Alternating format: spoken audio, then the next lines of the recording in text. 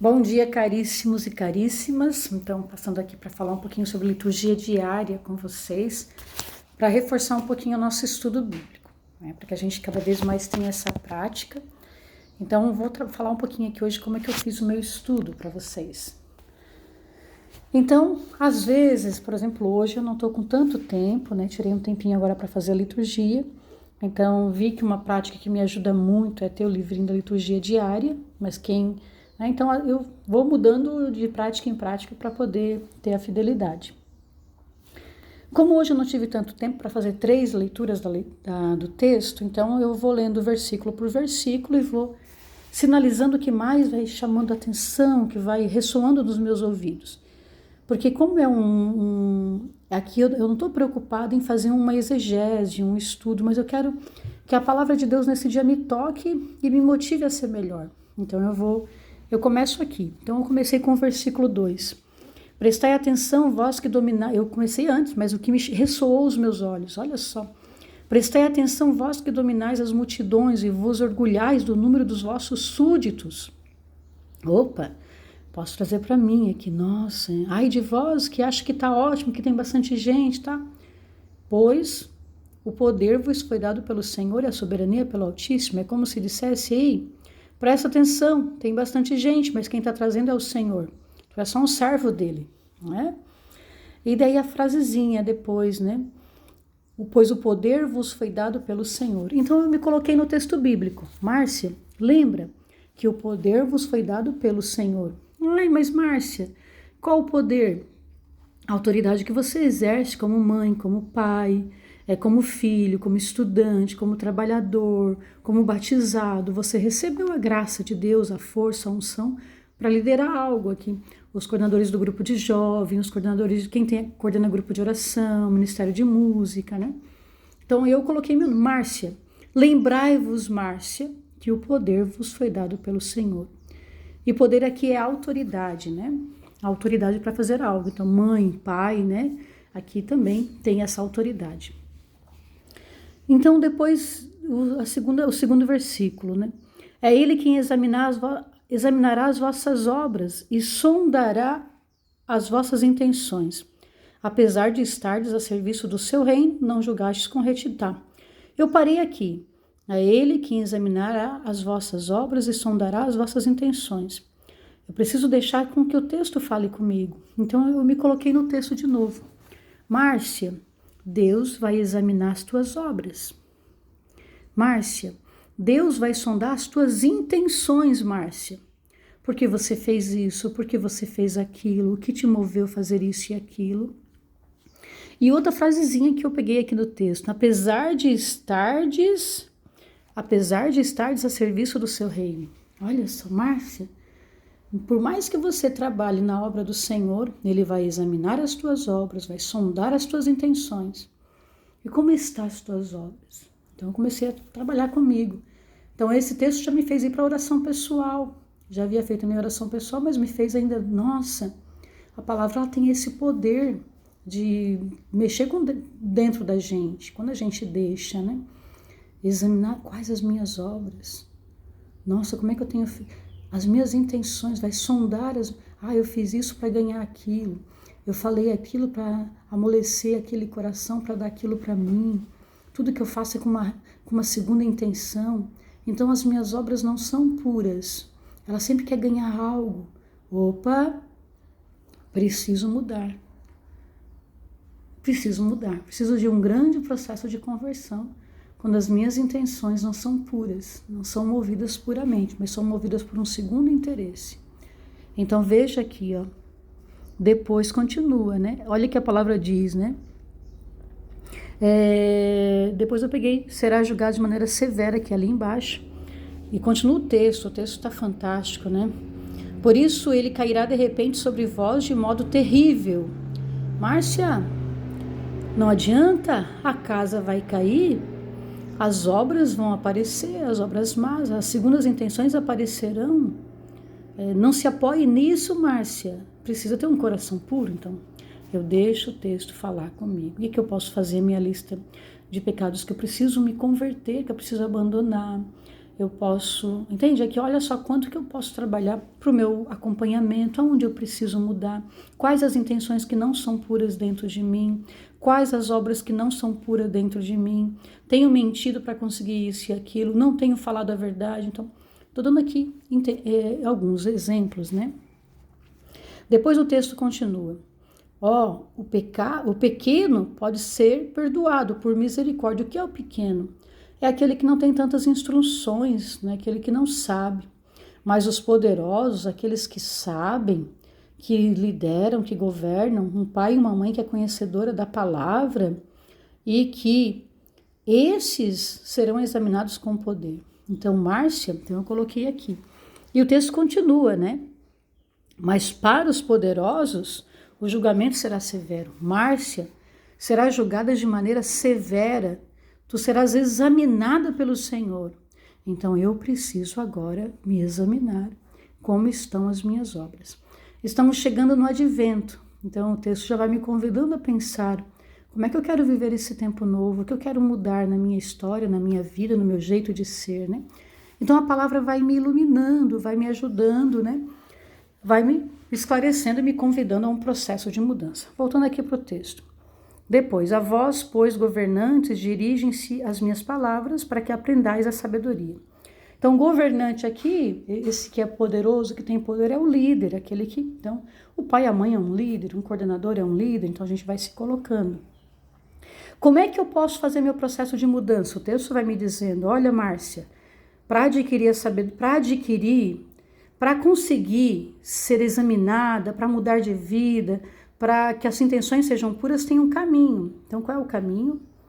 A vós, governantes, dirigem-se as minhas palavras para que aprendais a sabedoria. Então, Márcia, aprendei a sabedoria. Depois, observam fielmente as coisas santas. Quem observa será santificado. Eu coloquei aqui, olha o caminho é aprender a sabedoria.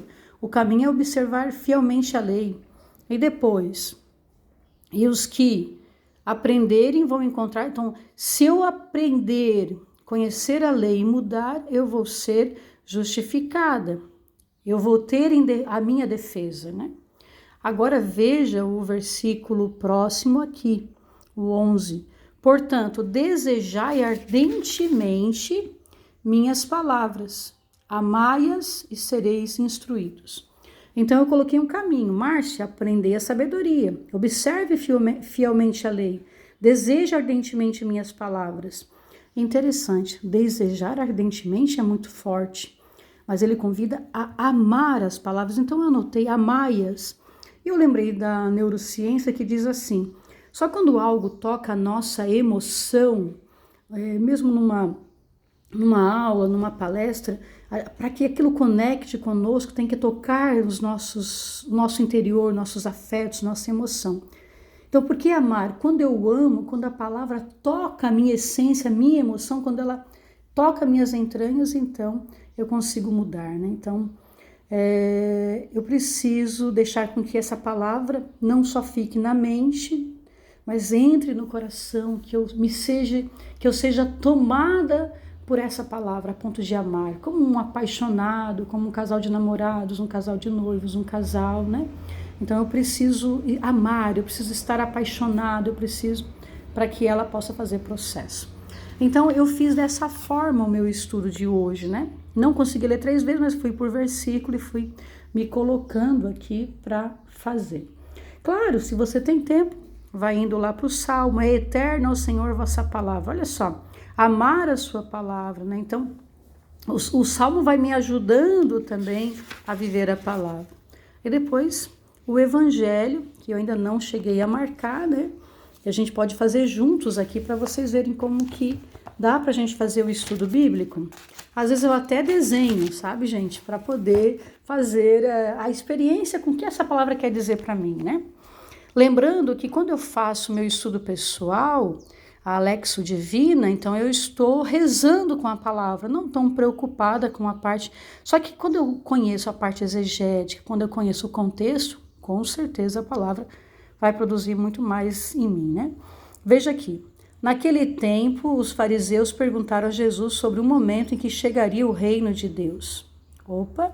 estão preocupados